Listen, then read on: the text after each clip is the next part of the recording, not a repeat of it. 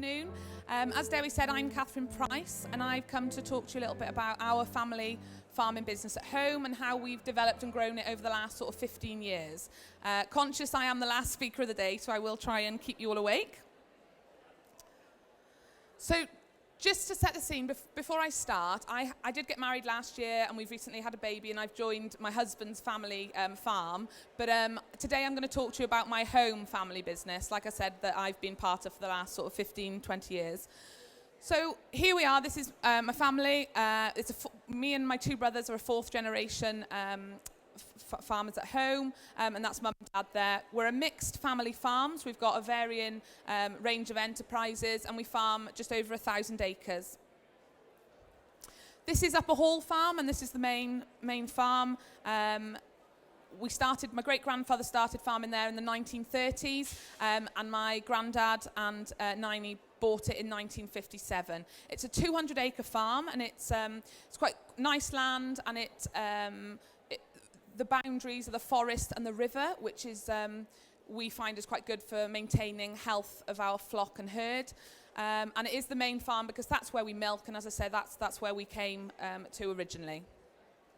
So Tynacoid Farm is in Pont Robert. It's just a few miles away. Mum and Dad looked to buy this when my dad was about 20. I think they wanted to find a farm where they could live, and they wanted to expand the business. So in 1983, we bought this farm. It's 100 acres, and at the time, we farmed just the ground for 5 years, and then Mum and Dad did the farmhouse up then and lived in it. That's where they got married and moved in, and that's where I grew up and lived for 16 years as well. So another opportunity that became available, and this was in 1996, so it was only 12 years after they'd bought Tynacoid. And I think this really did stretch Mum and Dad, that they said. It's 100 acres again, and the farmer, Joss, he phoned Dad up and he said he couldn't bear to see the farm go in the paper, and would we be willing to buy it? And Dad said it was too good of an opportunity to miss, and they only needed to put in 2 gates, and that land then joined that land. So that's a nice 200-acre block that we've got there with those 2 farms. In 98 then, 2 years later, we started growing organic vegetables.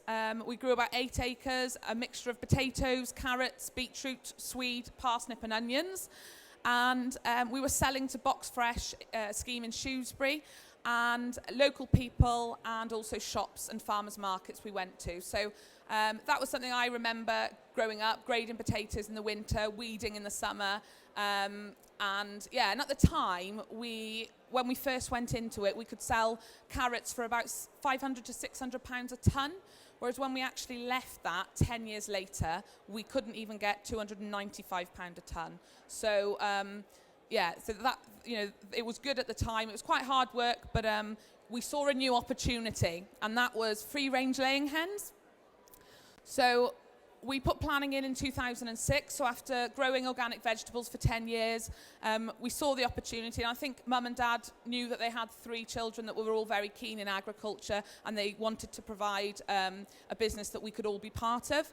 So in 2007, we built a 16,000 bird unit, which is at the bottom there on the photo, and that's on Deladron Farm, and then a year later we extended that and put another 16,000 bird unit on.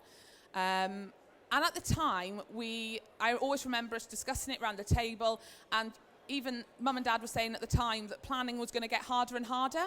So, even if we did hens for a few years, it would still be a good shed for future as well. And that was a site that now we would not be able to get planning on because there's a triple SI being developed there. So that we were very fortunate. We went in at the time, and that's a 32,000 bird unit there. And then in 2010, we built another laying hen shed at Upper Hall, the main farm, and that was a 32,000 unit. And that is a slightly different shed. It's a multi-tier, which is that top photo. So it's a slightly higher shed. But we were the first to go into laying hens in our area at the time in 2007. And again, the price was good when we went in. But I'll come on to that in a moment. Another opportunity that became available was Meifod Farm, which is in between Upper Hall and our 2 farms up in Pont Robert.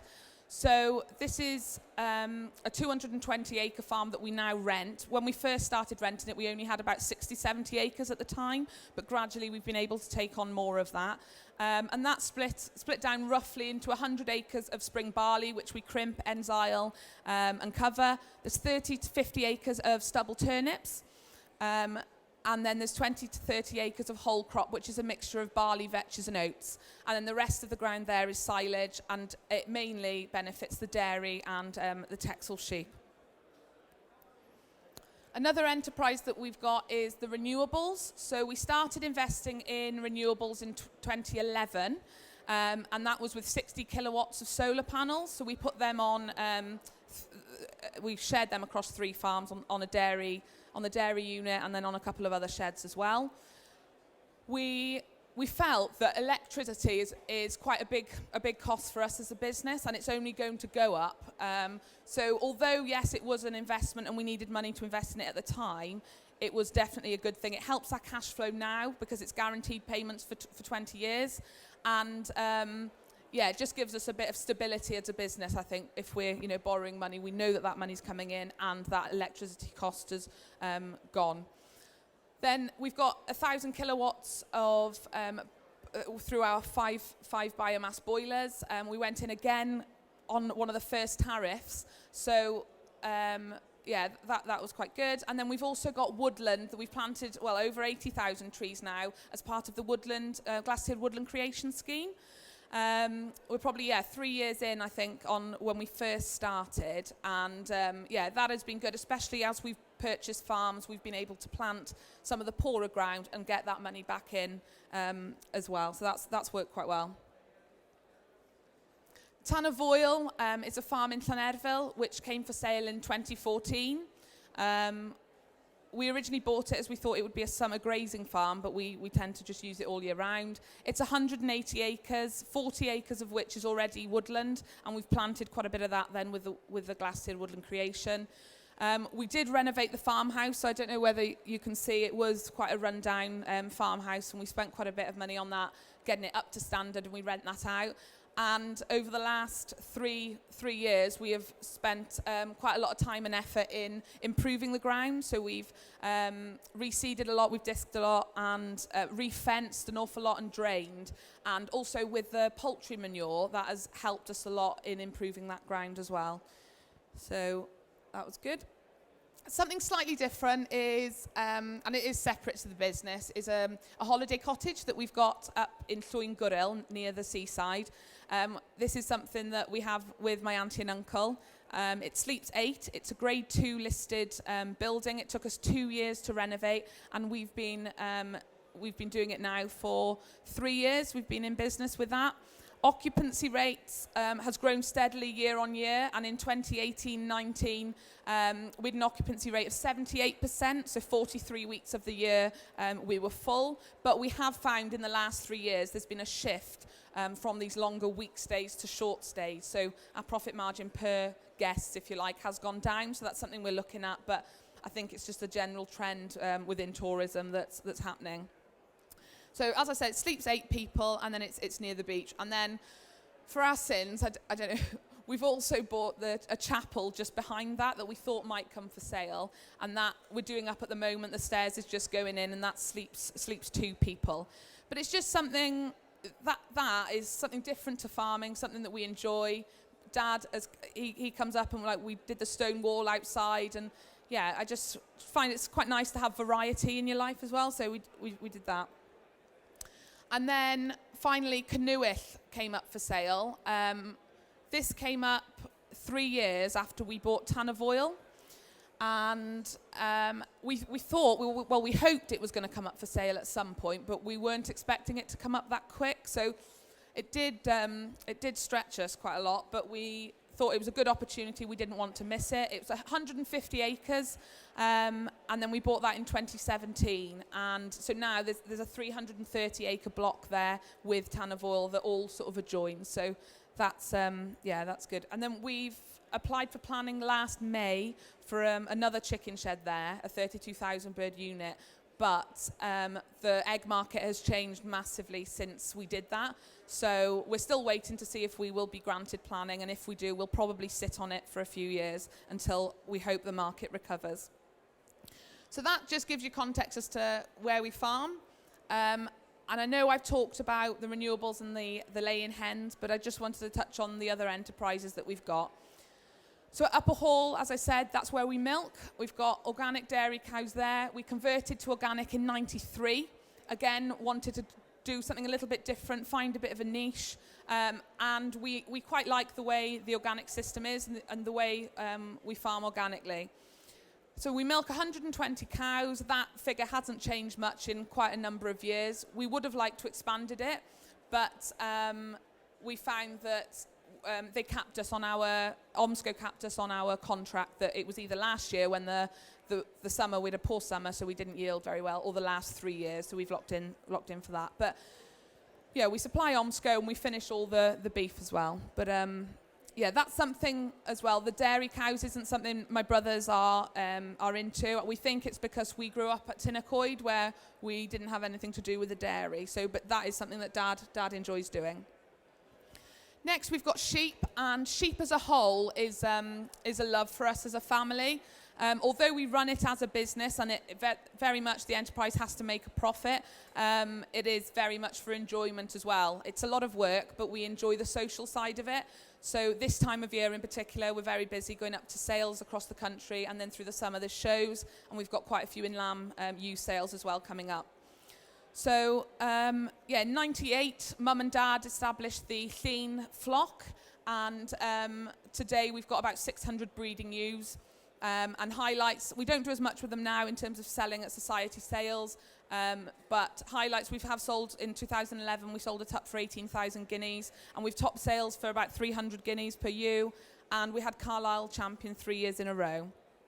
And over the years, we've bred Llyns for more size, muscle, and tighter skins, which has helped them be more for a commercial offering.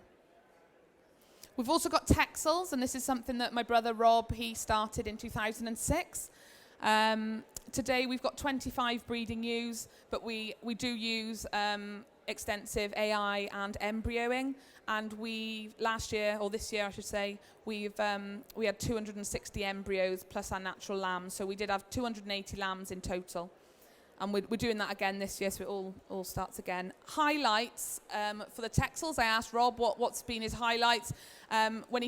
Not long after he started, he managed to get the champion in Bilth NSA in 2011, which he sold for 3,000 guineas. He's had reserve female champion at the Royal Welsh. 2017, we had champion of champion with a ewe lamb, although she was stripped of her title because of paperwork. And then in Lanark, last year, he sold a ewe for 18,000 guineas and tup lambs for 20 and 32,000 guineas. And then we show at the Royal Highland show at the Great Yorkshire and the Royal Welsh, and we find that we like to try and test our sheep against the best in the country to see where we're at then before the sales start. I've already mentioned laying hens, but as I said, we have 64,000 laying hens. They're on multi-age sites across the 2 farms. We've been producing eggs for 12 years, and we supply Stonegate and Winstay provide our feed. The laying hens, it's good for cash flow, and it's really helped us grow the business. Like, if I'm honest, we would not have been able to buy the 2 farms in Llanerville probably without the laying hens and the renewables. But as I said, it's quite tough times now with the egg market, and yeah, it's changed massively. So that's the business. And how we're structured is we mainly trade under the partnership DN Bennett and Son, which is made of 4 partners, Mum, Dad, Niney and Grandad. We've got a limited company, which the hens are in. And then we've also got Bennett Partners, which we set up a couple of years ago, which is Mum, Dad and Howell in there. So in terms of roles, we all have our own job roles within the business, and we try to use our strengths as much as possible. Starting off with family members, I just wanted to mention Niney and Grandad. They're both 83 now, but Niney, years ago she had 2 men living in. She cooked dinners every day for 40 years. Grandad obviously used to be the boss, but more recently he's taken a step back the last 10 years, and he's helped Howell run the chicken shed at Dyladran, and he does all the ploughing as well. So he enjoys the tractor work, and he still does a lot of that now today. And to be honest, he's a big help doing that. This is a bit cringe now as I go through, but this is, I just thought I'd talk through our responsibilities as families and what the strengths are. And I would not be saying this if Dad was here, believe you me. But so Dad is the overall, he oversees basically the whole business. He pays the bills, so that's how we work, is that we stick to Dad paying the bills. He knows what's coming in, and so he sees to that. Cattle movements, he does registrations on BCMS and cattle passports. And like I said, Dad is, he loves the dairy, so he looks after the dairy side. What are Dad's strengths? I'd say he's a strong all-rounder. He'll do all job roles. So one day he could be unblocking the sewerage to stonewalling or meeting with an egg packer and being a bit more professional. And I'd say one thing about Dad is he's very good at coping well with pressure and risk-taking. So, you know, some people wouldn't be able to sleep at night and, you know, to be able to make big business decisions, but Dad seems to cope quite well. Mum is called Helen, and she was actually farming before she met Dad. She always reminds him. And she went to Llysfasi. She also worked part-time clerking at Welsh Paul Shrewsbury and Oswestry markets. And she brought all of her sheep and 6 beef cows with her to Upper Hall when she married Dad.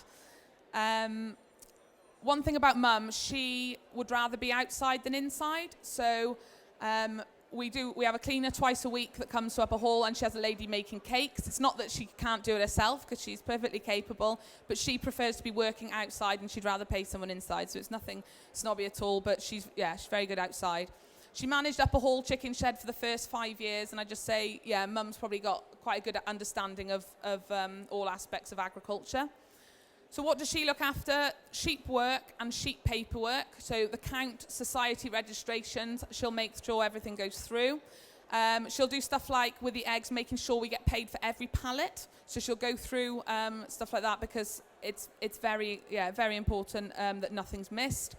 Account she does for the holiday cottage and her own personal. And then she did all the night lambing for over 30 years, and she just stopped the year before last.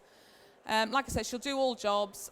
One thing Mum's probably very good at is managing people. She's got a good manner and knowledgeable on all farming aspects, I'd say.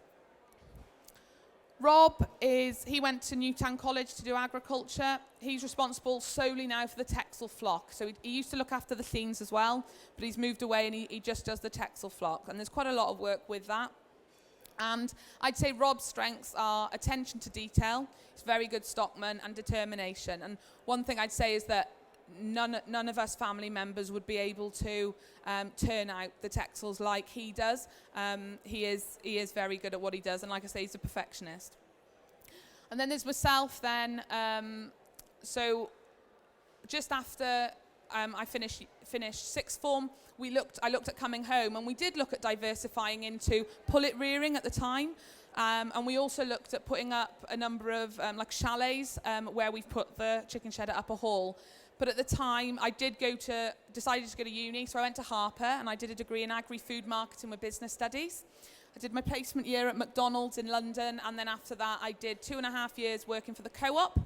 Last January, I came home to farm and started working with Farming Connect, and now work part-time for Farming Connect as well.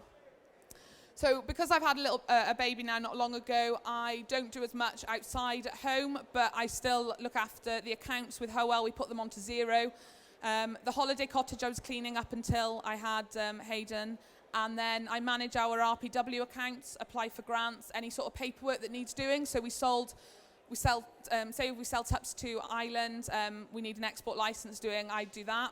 And then also I'll come on to staff, but we do employ quite a few staff, and there's a lot of health and safety work and training, so I've sort of taken that responsibility on to make sure they're up to date with that. And then finally, Howell, he went to Llysfasi. Howell's 25. He did a 6 months placement, agricultural contracting in Leicester. And Howell, I'd say, is a very strong all-rounder. He looks after the laying hens. He doesn't like sheep at all. He couldn't think of anything worse than doing sheep, which works quite well, really.